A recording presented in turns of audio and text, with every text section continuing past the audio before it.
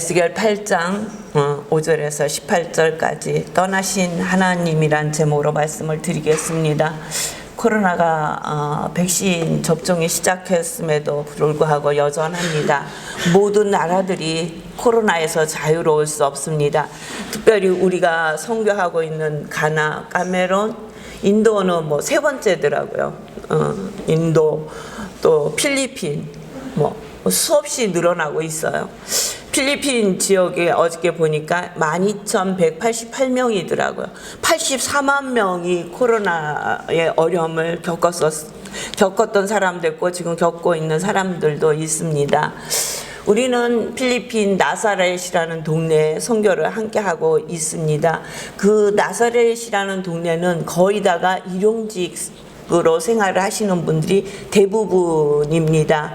우리가 처음에 그곳에 들어갔을 때는 외국인들이 그 지역을 들어갈 수 없을 정도로 철저하게 이렇게 외진 지역이었습니다. 근데 이제 지금은 그래도 많이 좋아져서 저희들이 교회도 이렇게 거기에 세우고 또 많은 일들을 감당하고 있습니다.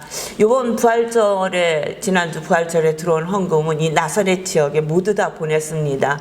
왜냐하면 그분들이 일을 할 수 없어요. 지금 코로나 때문에 자꾸 일자리를 잃고 또 일을 할 수 없으니, 나가도 일을 할 수 없으니 생활에 많은 어려움을 겪고 계십니다. 그래서 얼마 전에 필리핀을 선교하고 계신 분이 전번에도 말씀드렸지만 아프어서 지금 누워있는데 많이 회복이 되셨어요. 준 목사님 병원비로 다시 또 돈을 보내시고 또 거기서 수고하는 그 전도사님들을 위해서 조금씩이라도 나누라고 보내셨는데 전체적인 쌀을 사주라고 요번에 우리 교회 그 부활절 헌금을 그곳에 다 보냈습니다. 여러분 그렇게 하시고 나사렛 지역을 위해서 또 가나, 카메룬, 인도를 위해서 또 세계 각 나라를 위해서 여러분 기도 많이 하시기 바랍니다.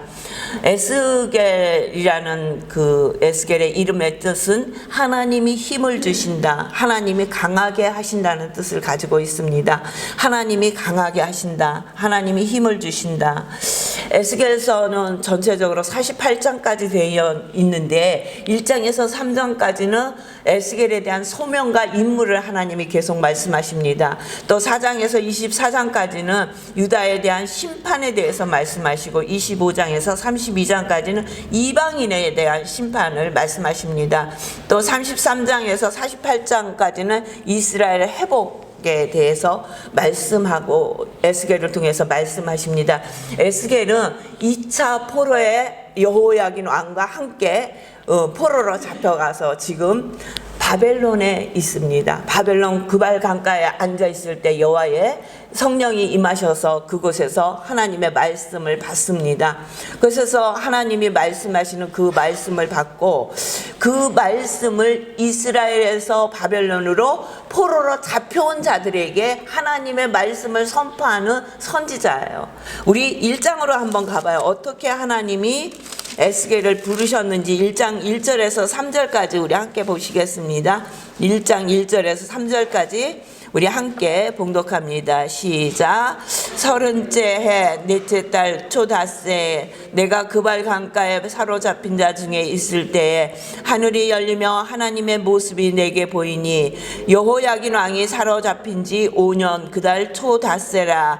갈대아 땅 그발 강가에서 여호와의 말씀이 부시의 아들 제사장 나 에스겔에게 특별히 임하고 여호와의 권능이 내외에 있으니라. 아멘.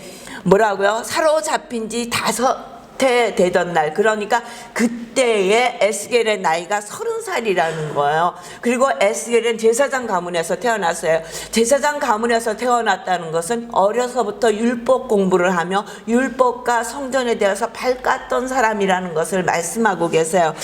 이렇게 제사장 가문에 태어난 사람은 20살 때부터 제사장의 그 직무를 감당하기 위해서 20살 때부터 성전을 드나들면서 어떻게 이 일을 감당해야 되는지를 배우는 그 나이 때 25살 됐던 해에 바벨론에 포로로 잡혀가서 30살 되던 해에 하나님께서 이를 부르시는 거예요. 30살이 됐다는 것은 제사장으로서의 성전에서 제사장의 일을 감당하는 나이에요. 그때가 됐을 때 하나님이 이를 부르시고 하나님의 말씀을 그 바벨론의 포로로 잡혀온 자들에게 전하라고 말씀하시는데, 오늘 하나님께서 에스겔에게 두 번째 환상을 보여주신 환상의 내용이 이 8장의 내용이에요. 하나님께서 환상을 보이시면서 예루살렘 성전 안에서 이루어지고 있는 일을 보여주시는 거예요. 이 당시에 바벨론에 잡혀갔던 이들의 심령은 어떤 심령이었는가 보니까 2장 3절에 보니까 내게 이르시되 인자야 내가 너를 이스라엘 자손 곧 폐역한 백성 나를 배반하는 자에게 보내노라. 그들과 그 조상들이 너에게 범죄하여 오늘까지 이르렀나니, 하나님께서 에스겔을 보내시는데 그들은 이스라엘 백성은 어떤 백성의 자리에 있었냐? 폐역한 백성이었다는 거예요. 또한 하나님을 배반하는 백성이었다는 거예요. 그러니까 얼마나 하나님의 말씀을 떠나 있으며 바벨론을 통해서 이들을 심판할 수밖에 없어 바벨론 포로로 잡혀가게 했는데, 그들을 한마디로 뭐라고 말씀하시냐면 폐역한 백성이라고 말씀하시는 거예요. 그리고 나를 배반한 백성이라고 말씀하세요. 그러면서 에스겔에게 뭐라고 말씀하시냐면 너는 내 입의 말을 듣고 나를 대신하여 그들을 깨우치라. 너는 내가 그들 앞에 파수꾼으로 보낼 것인데 너는 내 입의 말을 듣고 하나님의 말씀을 듣고 나를 대신해서 그들을 깨우치래요. 폐역한 백성, 하나님을 배반한 백성에게 하나님의 말씀을 듣고 그 말씀을 가지고 가서 그들을 깨우치라고 말씀하시는 거예요. 그리고 하나님은 에스겔에게 행위의 계시를 주십니다. 그래서 행위로 계속적으로 나타나도록 에스겔서 읽으며 말씀하고 계시는 것을 볼 수 있어요. 우리 5장에 보겠습니다. 하나님께서 5절 보시겠습니다. 그가 내게 이르시되 인자야 이제 너는 눈을 들어 북쪽을 바라보라 하시기로 내가 눈을 들어 북쪽을 바라보니 제단문 어기 북쪽에 그 질투의 우상이 있었더라. 제단문 북쪽에 우상이 세워져 있는데 그 이름을 질투의 우상이라고 이렇게 이름을 지었던 거예요. 제단문 북쪽은 뭐냐면 번제단에 들어가기 위해서 제물을 가지고 들어왔던 문이라는 거예요. 그쪽에다가 우상의 제단을 세웠다는 거예요. 그래서 그 이름을 질투의 우상이라고 했다는 거예요. 예루살렘 성전이 더러워지기 시작한 때는 12대왕 아하스 때부터입니다. 아하스 때 아수르의 우상 제단을 성전에다가 갖다 세웁니다. 아하스는 히스기야 아버지예요. 그러니까 히스기야가 왕이 되면서 우상 제단을 제거합니다. 우상 제단을 제거하는데 또 그의 아들 히스기야의 아들이 누구예요? 여러분들이 잘 아는 므낫세잖아요. 므낫세가 그 자리에다 1월 성신을 위한 제단과 아세라 우상을 다시 세워요. 그렇게 세워서 하나님의 전 앞에 지금 얘기하는 질투하는 우상을 세우는 거예요. 계속해서 그것에 세워요.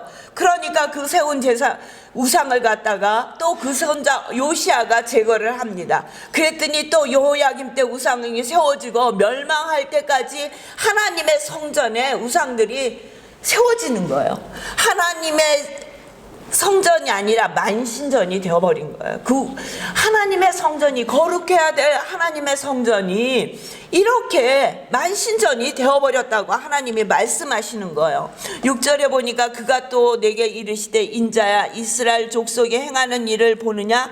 그들이 여기에서 크게 가증한 일을 행하여 이렇게 많은 우상들을 세우고 그곳에서 우상을 숭배하니까 나로 내 성소를 멀리 떠나게 하느니라. 그래서 제가 떠나신 하나님이라는 제목을 잡은 거예요. 하나님이 그곳에 계실 수가 없어요. 하나님의 임재가 상징하는 번제단이 있는 하나님의 성소에 많은 우상들이 세워지니까 이 성소가 만신전이 되어버린 거예요. 그러니까 하나님이 그곳에 계실 수가 없어서 떠나버리는 거예요. 너는 다시 다른 큰 가증한 일을 보게 하리라. 그런데 이 겉에만 세워진 것이 아니라 가증한 일을 내가 너에게 보여줄 것이다. 이 예루살렘 성전에서 어떤 일들이 벌어지고 있는지 너에게 보여줄 것이라고 말씀하시는 거예요. 그리고 그를 데리고 뜰 문을 이르기로 내가 본즉 담에 구멍이 있더라. 그가 내게 이르시되 인자야 너는 이 담을 헐라 하시기로 내가 그 담을 허니 한 문이 있더라. 또 내게 이르시되 들어가서 그들이 거기에서 행하는 가증하고 악한 일을 보라 하시기로 내가 들어가 보니 각양 곤충과 가증한 짐승과 이스라엘 족속의 모든 우상을 그 사방벽에 그렸고 애굽의 동물 신상들을 벽에 다 그려놓고 그들을 숭배하고 있다는 거예요. 예루살렘 성전 안에서 아무도 들어갈 수 없는 제사장들과 선택받은 자들만 들어갈 수 있는 한 방에서 각양 곤충과 가증한 짐승과 이스라엘 족속의 모든 우상을 그 사방벽에 그려놓고 애굽의 동물 신상들을 그려놓고 그 신상에게 숭배를 하고 있다는 거예요. 그러니까 하나님이 그곳에 계실 수가 없어요. 11절에 보니까 이스라엘 족속의 장로 중 70명이 그 앞에 섰고 사반의 아들 아하샤나도 그 가운데 섰고 각기 향료를 들었는데 향연이 구름같이 많은 짐승 가증한 곤충들을 갖다가 지어놓고는 그 70명의 장로들이 그 앞에서 제사를 지내고 있다는 거야. 향로를 들고 여 앞에 향으로 올렸던 그 향로를 들고 이방 신을 섬기고 있다는 거예요. 하나님의 마음이 얼마나 아프셨겠어요. 이 본문을 읽으면서 저는 이 본문을 보면서 아까도 이 본문을 읽는데 가슴이 너무 아프더라고요. 세상에 하나님의 성전, 그 하나님을 섬기기로 선택된 70명의 장로들이 그 이스라엘 한방에 온갖 곤충의 짐승의 그림을 그려놓고 그것을 숭배하는 그것을 보니 하나님이 거기에 어떻게 계실 수가 있겠어요? 하나님이 떠나실 수밖에 없는 상황을 이들이 만들어놨다는 거예요. 그리고 그들은 백성들에게 하나님을 섬기러 들어간다고 그 방에 섬기러 들어가서 아무도 못 보는 것 같이 그 방 안에서 우상을 섬기고 있다는 거예요. 하나님이 못 보실 줄 알았겠죠. 중심을 보시는 하나님, 우리의 심령을 감찰하신 하나님 앞에 이들은 이렇게 거짓된 생활과 우상을 숭배하였다는 거예요. 또 내게 이르시되 인자야 이스라엘 족속의 장로들이 각각 그 우상에 방한 어두운 가운데서 행하는 것을 내가 보았느냐. 그들이 이르기를 여호와께서 우리를 보지 아니하시며 여호와께서 이 땅을 버리셨다 하느니라. 여호와께서 우리를 보지 않는다고 생각한 거예요. 이렇게 우리나라에 어려움이 있는 것들은 하나님이 그들을 돌아오라고 말씀하시는데 자기들이 계속적으로 우상을 섬기는 거에서 일어난지 모르고 여호와가 우리를 버리셨다, 이 땅을 버리셨다고 얘기하는 거예요. 또 내게 이르시되 너는 다시 그들이 향하는 다른 큰 가증한 일을 보리라. 그가 또 나를 데리고 여호와의 전으로 들어가는 북문에 이르시기를 거기 보니 거기에는 여인들이 앉아 담무스를 위하여 애곡하더라. 담무스라는 신, 바벨론의 신을 갖다가 또 그곳에서 애곡하고 있는 거예요. 이 담무스 신은 다산과 풍요를 상징하는 신이에요. 바벨론에서 섬기는 신이란 말이에요. 그 신을 갖다 또 여인들은 모여서 그 앞에 애곡하고 있는 거예요. 울고 있다는 거예요. 곡을 하고 있다는 거예요. 그가 또 내게 이르시되 인자야 내가 그것을 보았느냐. 너는 또 이보다 더 큰 가증한 일을 보리라 하시더라. 그가 또 나를 데리고 여호와의 성전 안뜰에 들어가시니라. 보라 여호와의 성전 문 곧 현관과 제단 사이에 약 25명이 여호와의 성전을 등지고 낯을 동쪽으로 향하여 동쪽 태양에게 예배하더라. 25명은요 제사장과 제사장들이에요. 한 명의 대제사장과 24명의 제사장들이 여호와의 성전을 등을 지었다는, 돌아누웠다는, 그리고 동쪽을 향해서 애굽의 태양신을 향해서 숭배하고 있다는 거예요. 하나님께서 도저히 이들과 함께 할 수 없는 모습을 보이고 있는 거예요. 동쪽의 태양을 향해서 예배드리고 여인들은 단모스 앞에서 눌며 애곡하며 그 단모스 술 앞에 숭배하면서 많은 곤충 앞에서 짐승 앞에서 그 여호와의 성전에 그 그림을 그려놓고 그들은 우상 숭배를 하고 있는 거예요. 그들만 있는 곳에서, 우리들만 할 수 있는 곳에서 여호와는 안 보시지 않아. 여호와는 우리를 보시고 계시지 않아. 그러면서 그들은 여호와의 성전을 등지고 동쪽을 향해 태양신을 향해서 예배드리는 그들의 모습을 보면서 하나님은 그곳에 계실 수가 없었던 거예요. 그래서 하나님은 그곳에 계시지 않고 내가 성소를 멀리 떠나겠느니라고 말씀하시는 거예요. 하나님께서는 출애굽기 20장 3절에서 6절 시내산에서 말씀하시잖아요. 너는 나 외에 다른 신들을 내게 두지 말라. 너를 위하여 새긴 우상을 만들지 말고 또 위로 하늘에 있는 것이나 아래로 땅에 있는 것이나 땅 아래 물속에 있는 것을 어떤 형상도 만들지 말며 그것들에게 절하지 말며 그것들을 섬기지 말라. 내 하나님 여호와는 질투하는 하나님이라. 그런데 이들은 그 성전 안에서 일반인들은 들어올 수도 없는 하나님이 거룩하게 구별한 그 성전 안의 방에서 우상을 섬기느라고 정신이 없었던 거예요. 그러니 이들이 바벨론에 멸망을 당할 수밖에 없어요. 하나님께서는 그 바벨론에 잡혀간 그들에게 에스겔을 통해서 이 모습을 보여주면서 너희들이 하나님을 어떻게 버렸는지를 말씀하게 하신 것 같아요. 하나님은 오늘도 우리에게 말씀하십니다. 너희의 몸은 너희가 하나님께로부터 받은 너희 가운데 계신 성령의 전인 줄 알지 못하느냐? 너희는 너희 자신이 것이 아니니라. 우리는 성령의 전이에요. 우리가 하나님의 성전이라는 거예요. 여러분 속에는 무엇으로 가득 차 있습니까? 하나님의 성령으로 가득 차 있습니까? 성령의 전인데 성령으로 가득 차 있어야 되잖아요.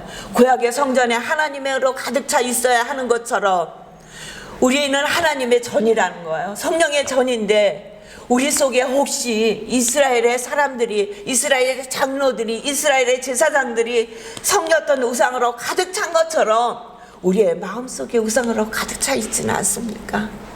우상은 저기 어디 가면 만들어진 우상만 우상이라는 것이 아니에요.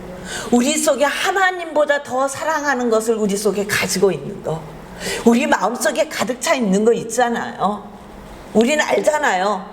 내 마음에 가득 차 있는 것이 무엇인지, 내가 가장 염려하고 있는 것이 무엇인지, 내가 가장 간절히 바라고 있는 것이 무엇인지, 그것이 우상이라는 거예요. 그것이 하나님보다 더 사랑하는 거. 성령으로 하나님 말씀으로 가득 채워지지 않으면 우리 속에는 뭔가가 채워지게 돼 있어요. 비어있지 않아요. 하나님의 전이 하나님의 성령으로 가득 차지 않으니까 우상으로 이렇게 방마다 곤충의 그림으로 가득 차던지, 단무스 신을 거기서 애곡하고 그를 위해서 예배를 하던지, 태양신에게 예배를 하던지 무엇을 하고 있다는 거예요. 그 방 어디 하나에도 여호와를 위하여 깨끗하게 청소돼서 하나님 앞에 예배드리는 방은 없었어요. 우리의 마음이 오늘 주일 거룩한 주일이라 하나님 전에 나와서 예배드리지만, 예배드리는 이 시간에도 우리의 마음속에 가득 차 있는 것이 무엇인지 여러분들 마음속을 좀 들여다보세요.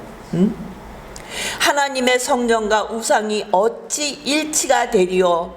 우리는 살아계신 하나님의 성전이라 이와 같이 하나님께서 이르시되 내가 그들 가운데 거하며 두루 행하여 나를 그들의 하나님이 되고 그들은 나의 백성이 되리라. 하나님의 성전과 우상이 일치할 수 없어요. 같이 있을 수 없다는 거예요. 우리 속에 하나님보다 더 사랑하는 것이 있는데 하나님이 우리 속에 거하실 수 없다는 거예요. 이런 말씀을 보면서 참 이 말씀을 설교하기가 참 힘이 들더라고요. 이 에스겔을 읽으면서 좀 소망적이고 희망적이고 이렇게 어렵고 코로나 때문에 환경이 그렇게 넉넉하지 않고 즐겁지 않은데 우울한 환경 속에서 이 말씀도 이렇게 우울한 말씀을 설교해야 되는가.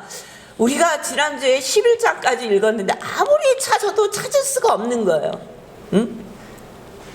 그러면 아주 그냥 하나님이 에스겔에게 보여주신 여호와의 성전이 어떻게 돼 있는지 이 성전의 모습을 보면서 우리의 모습을 한번 들여다보자. 우리의 모습은 무엇으로 가득 차 있을까?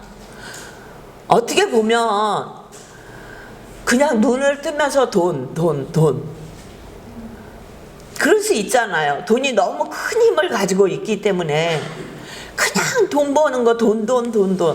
그래서 하나님의 말씀이 1%도 차지할 수 없을 정도로 돈으로 가득 찰 때도 있잖아요. 일 때문에 그 일로 가득 차서 하나님이 그 일에 일하는 마음으로 너무너무 가득 차서 하나님이 그곳에 발 디딜 틈이 없다며 그거 역시도 우리가 좀 내려놔야 될 부분이 아닌가. 우리의 마음이 성전이라고 했는데 그 성전은 하나님이 거하시는 곳 아닙니까? 우리가 이렇게 예배당을 특별히 구별해서 하나님 앞에 예배 드리는 것은 특별히 구별해서 드리잖아요. 이곳에서 지저분한 말을 안 하잖아요. 우리는 지저분한 행동을 하지 않잖아요. 어떻게 하면 좀 더 거룩하고 어떻게 하면 하나님 보시기에 아름다운 모습으로 오늘 주일날 예배를 드릴까 우리는 준비하며 이 시간을 하나님 앞에 드리고 있어요. 이렇게 우리의 마음을 특별히 관리를 해야 된다는 거예요. 그냥 오늘이 오늘이고 내일이 내일이고 모레가 모레인 것처럼 그날이 그날인 것처럼 그냥 내 마음속에 어떤 일이 일어나는지 들여다보지 않으면 이 예루살렘의 성전의 모습이 우리의 마음의 성전의 모습과 똑같다는 거예요. 저와 여러분은 우리의 마음의 성전을 잘 들여다보시길 바랍니다. 이렇게 하나님 앞에 이런 모습으로 하나님 앞에 살아갈 때 18절 우리 함께 봉독합니다. 18절입니다. 시작. 그러므로 나도 분노를 갚아 불쌍히 여기지 아니하며 긍휼을 베풀지도 아니하리니 그들이 큰 소리로 내게 부르짖을지라도 내가 듣지 아니하리라. 아멘. 그렇게 하니까 하나님께서 세상에 분노로 갚아 불쌍히 여기지 아니하시며 긍휼을 베풀지도 아니하실 거예요. 얼마나 이 말씀이 무서운 말씀이에요. 하나님이 우리를 불쌍히 여기지 아니하시면 어떻게 해요? 어떡하냐고요? 긍휼을 베풀지도 아니하실 것이래요. 우리들이 아무리 큰 소리로 외쳐도 부르짖는 소리를 내가 듣지 아니하실 것이래요. 우리가 기도를 해도 우리가 우리의 마음을 다하여 하나님 앞에 토해내듯이 기도해도 우리의 마음속에 온전히 하나님의 성전을 이루지 못하며 하나님께서 듣지 아니하신다고 말씀하고 계시는 거예요. 저와 여러분은 오늘부터 우리의 마음속에 하나님의 성령으로 가득 차시길 주의 이름으로 축원합니다. 마음속에 하나님의 말씀으로 채우세요. 그래서 세상에 나가서 빛과 소금의 역할을 감당하시는 여러분 되시길 주의 이름으로 축원합니다. 그래서 우리의 모습을 보고 아 그래 저 사람 같으면 예수 믿어야지. 진짜 예수쟁이구나. 예수의 향기를 날리시는 여러분 되시길 주의 이름으로 축원합니다. 기도하겠습니다.